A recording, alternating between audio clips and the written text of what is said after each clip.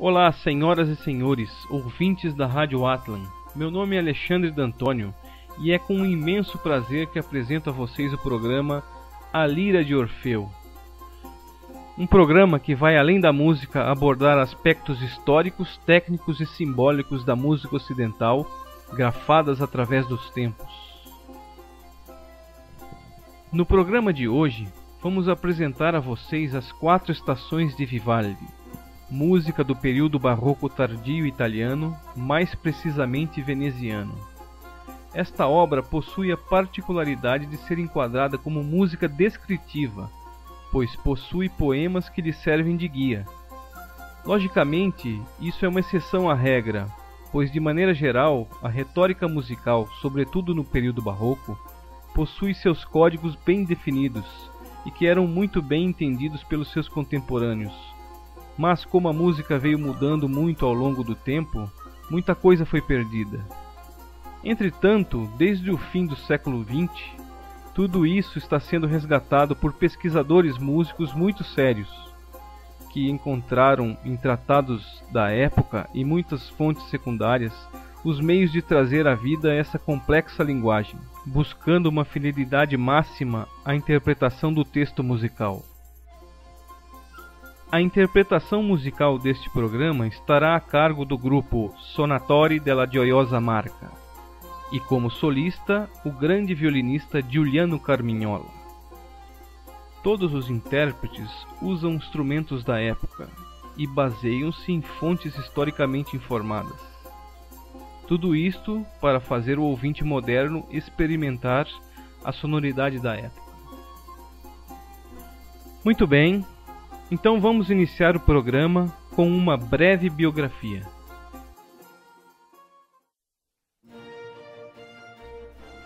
O Sr. Antonio Lucio Vivaldi era um compositor veneziano nascido em 4 de março de 1678. Era filho de Giovanni Battista Vivaldi e Camilla Calicchio Vivaldi. Sendo seu pai também músico, atuava na Basílica de São Marco em Veneza.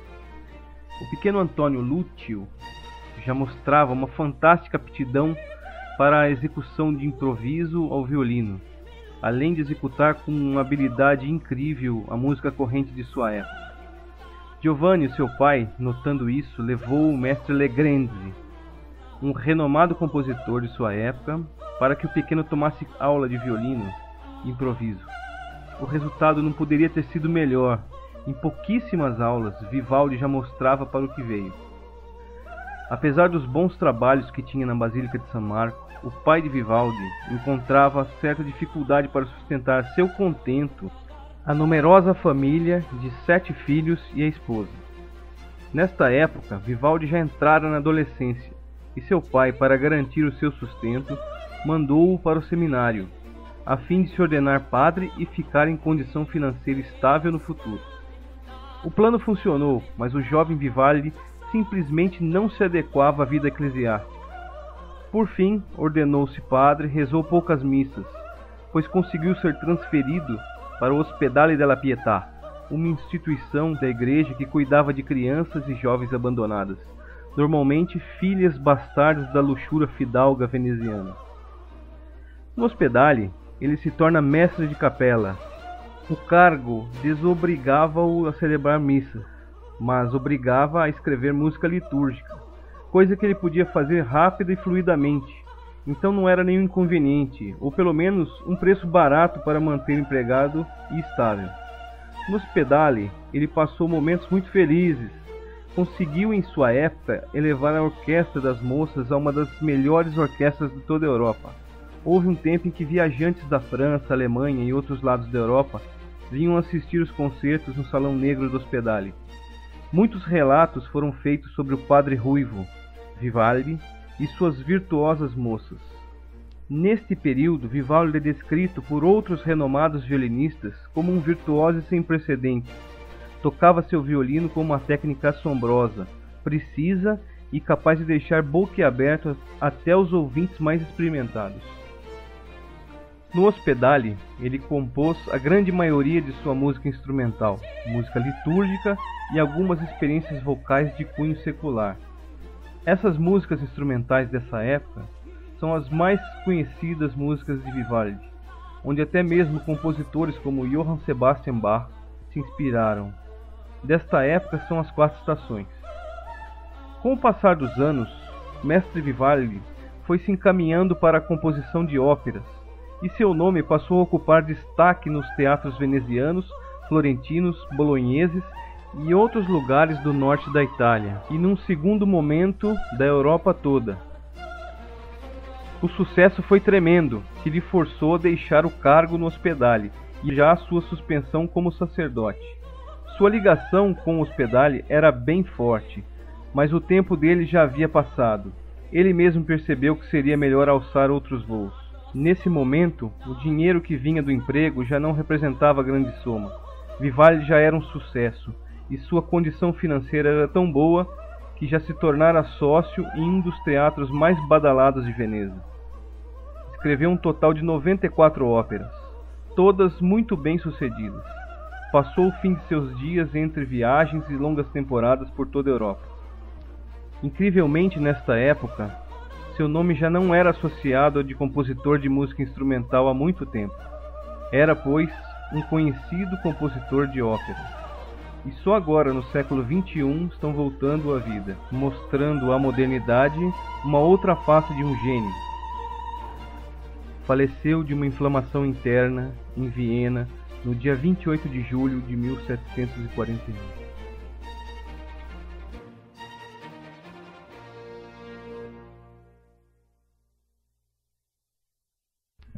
Opus 8. O Opus 8 é uma coleção de 12 concertos, 10 para violino solo e orquestra, e 2 para oboé, que é um instrumento de sopro com palheta dupla, e orquestra. Ela é intitulada Il cimento dell'armonia e della invenzione, significa a disputa entre a harmonia e a invenção. Os 4 primeiros concertos dessa série têm um título de Primavera, Verão, Outono e Inverno. Antecede a cada concerto um poema descritivo da música. Esse poema tem autoria atribuída ao próprio Vivaldi. Cada concerto tem uma tonalidade musical bem diversa da tonalidade do outro, o que cria mesmo uma sensação de variação de colorido, uma luminosidade diferente que leva o ouvinte para um passeio pelas estações. A parte do violino solista exige precisão e muita limpeza técnica, com passagens de complexa execução e momentos líricos que deixam transparecer o futuro Vivaldi operista. Segue o poema.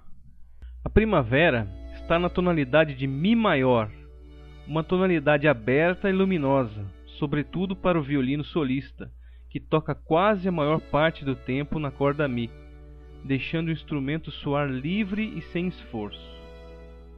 O primeiro movimento começa com a famosa frase tocada forte e que é repetida em piano. Logo em seguida, vem a segunda frase que segue o mesmo esquema.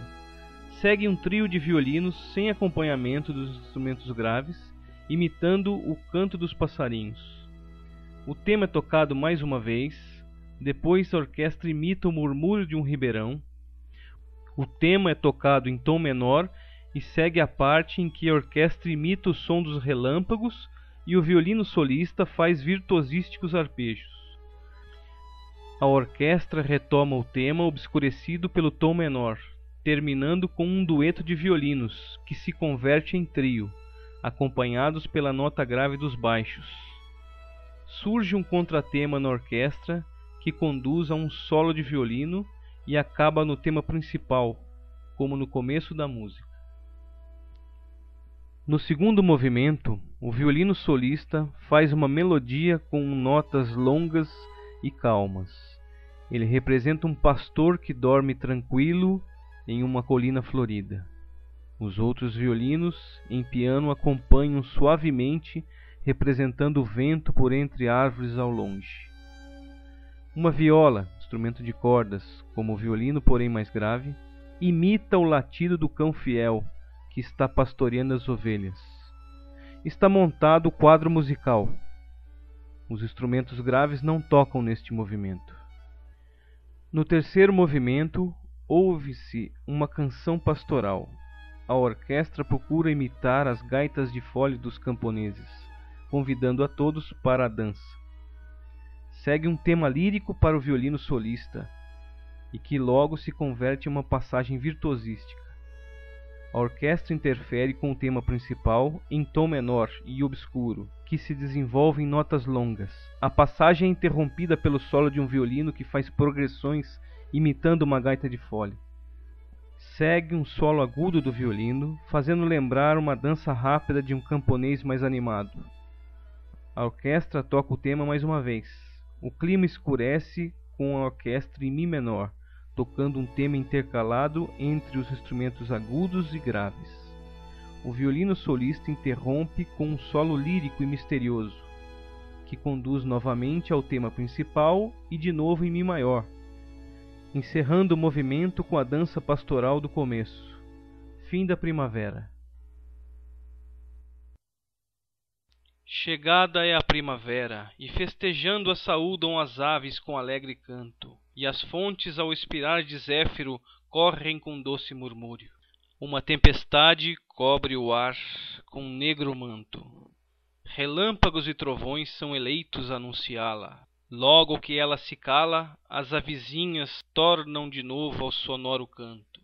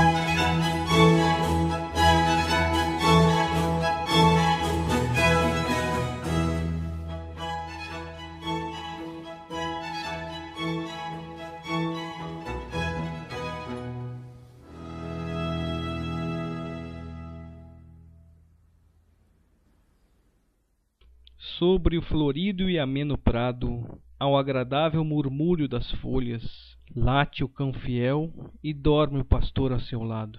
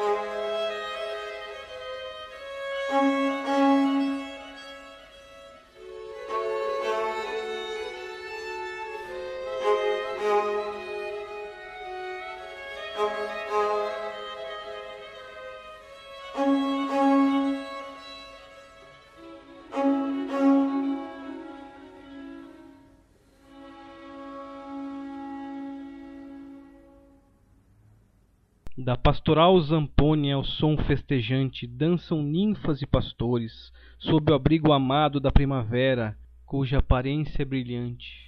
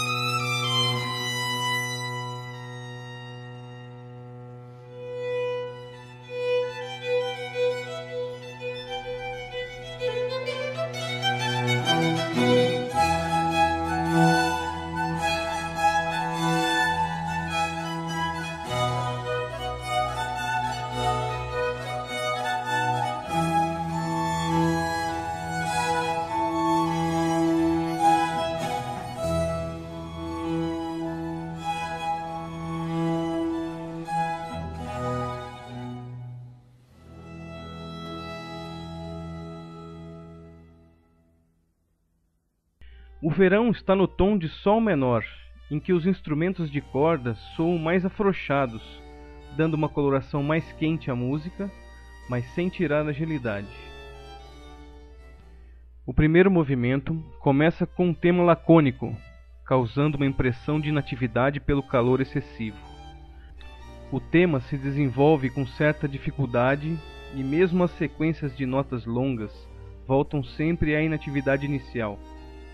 De repente, o violino solista entra com um virtuosístico canto do cuco, fazendo-o com notas rápidas e repetidas, que vão para a região aguda do violino, e a orquestra logo faz retornar para o tema lacônico inicial. O violino retorna insistente com um tema de notas longas e cromáticas, dando uma sensação de esmorecimento em um clima desolado, seco e impiedosamente quente. No segundo movimento, o clima de calor ainda é pior que no primeiro movimento. Tudo parado no ar.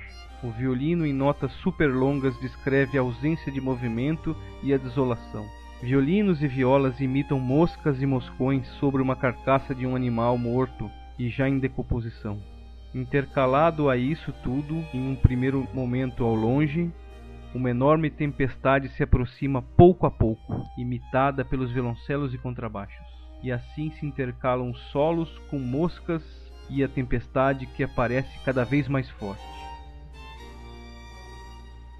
O terceiro movimento é a própria tempestade que cai com toda a força. Nota-se nas escalas rápidas dos violinos a representação dos raios que cruzam o céu, na passagem dos instrumentos médios, o forte vento que agita o ar, e nos graves, os trovões que deixam assustados a todos. Em meio a essa bagunça atmosférica, um pássaro tenta escapar em voos rápidos e desesperados, mas a tempestade dá poucas tréguas e se sobrepõe a tudo e reina absoluta até o fim.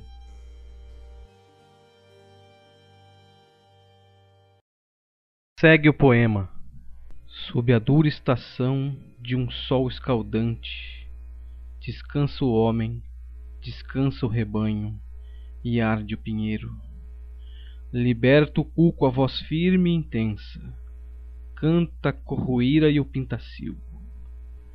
Zéfiro doce expira, mas uma disputa improvisada por Boré e seus vizinhos. Lamenta o pastor, e teme a feroz tempestade e seu destino.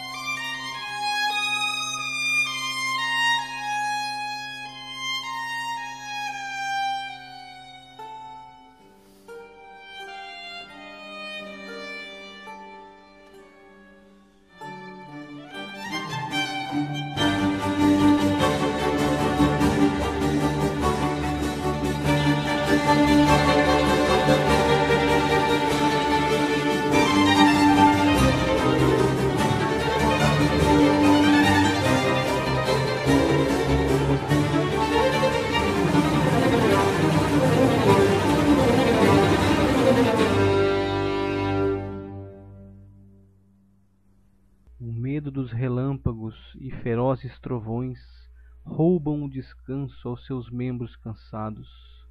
As moscas e moscões zumbem furiosamente.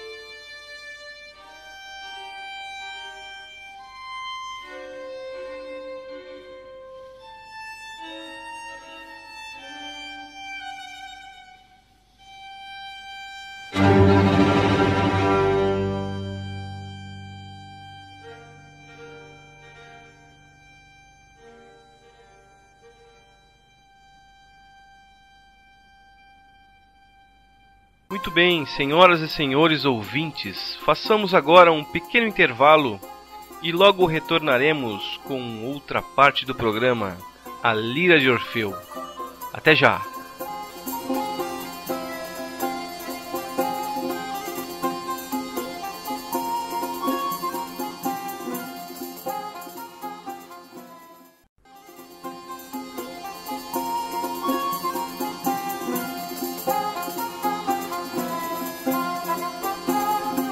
Muito bem, senhoras e senhores, retornamos com a nossa programação aqui pela Rádio Atlan, com o programa A Lira de Orfeu.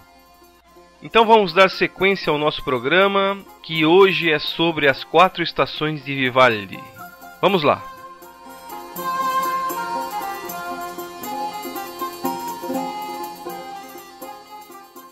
O seu temor foi verdadeiro. Trovões fulminam o céu, e os grandiosos ventos ora quebram as espigas, ora espalham os grãos.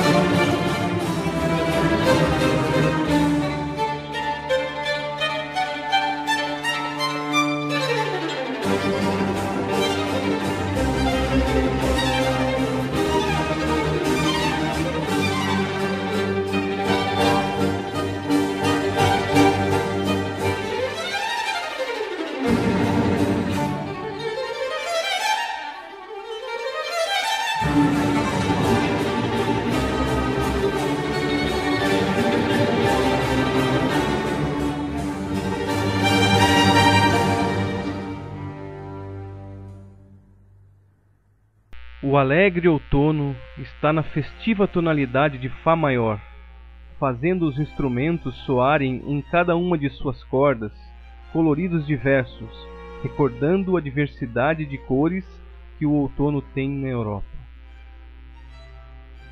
O primeiro movimento começa com o tema principal, festivo, um tema alegre em que se vê refletida a comemoração dos aldeões pela farta colheita.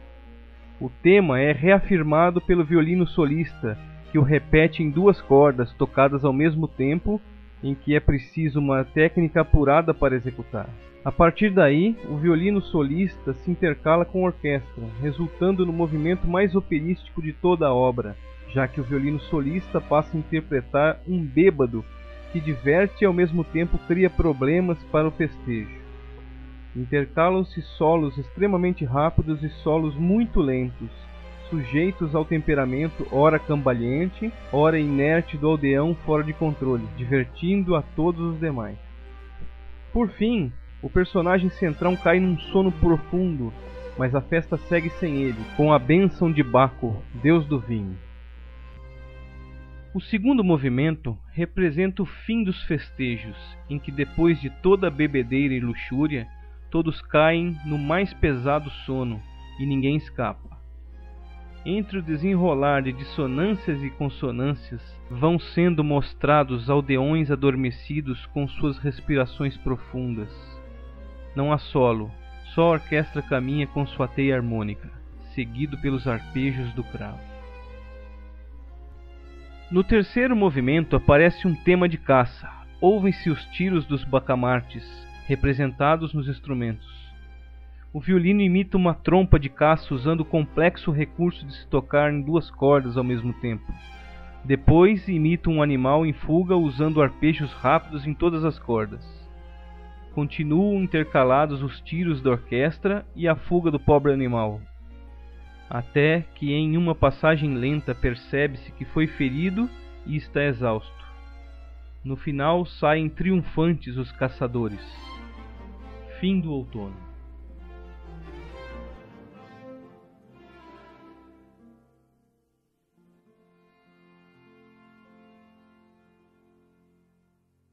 Segue o poema.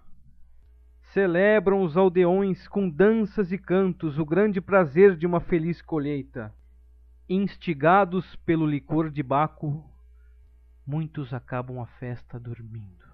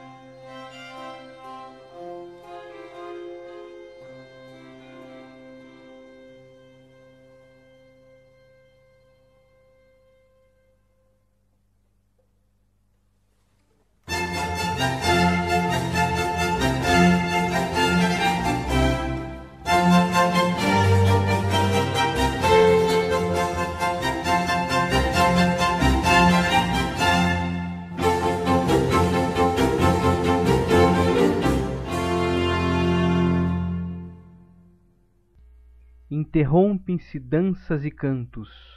O ar, temperado de prazeres, convida uns e outros a gozar de um docíssimo sono.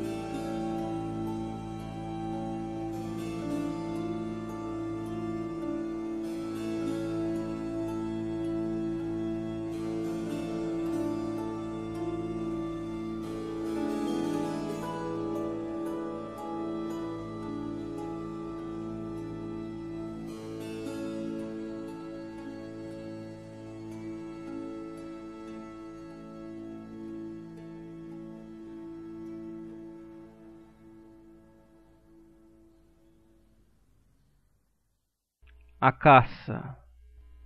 Os caçadores vêm pela manhã, com trompas, espingardas e cães. Foge a fera, mas seguem-lhe o rastro. Em fuga, exausta e ferida por tiros, a fera morre.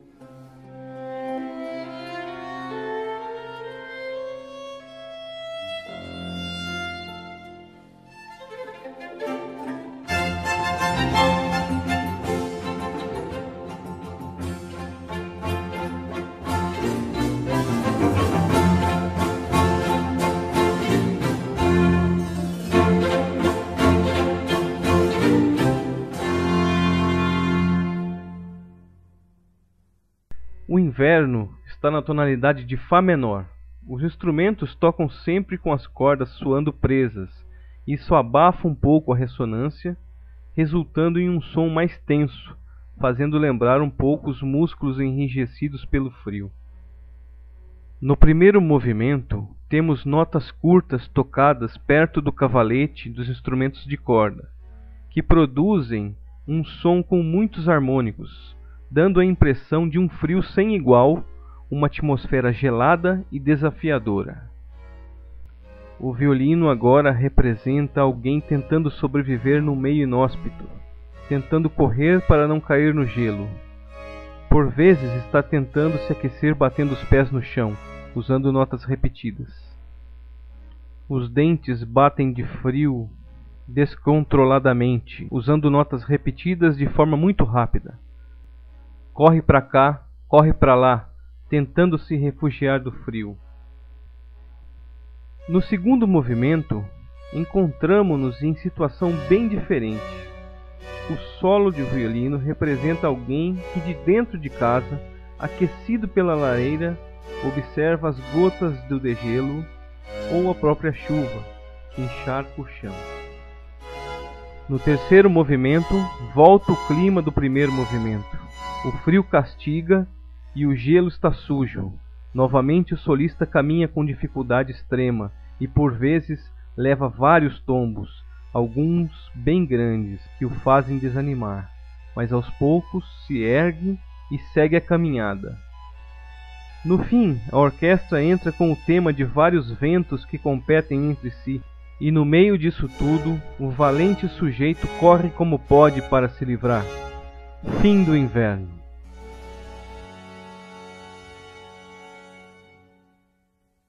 Segue o poema. Tremendo de frio, em meio à branca neve e cortantes ventos, batendo os pés em obsessivo movimento, também descontroladamente os dentes batem.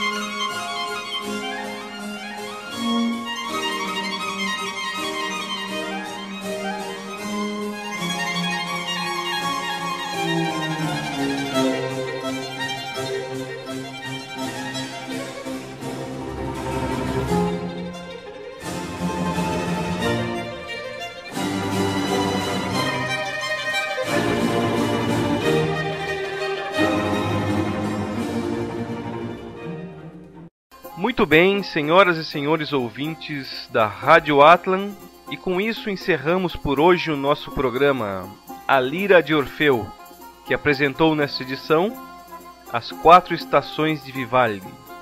Esperamos que tenham gostado. Aproveito para deixar aqui meus agradecimentos à equipe técnica da Rádio Atlan e a vocês, queridos ouvintes, um fraterno abraço. Muito obrigado e até mais!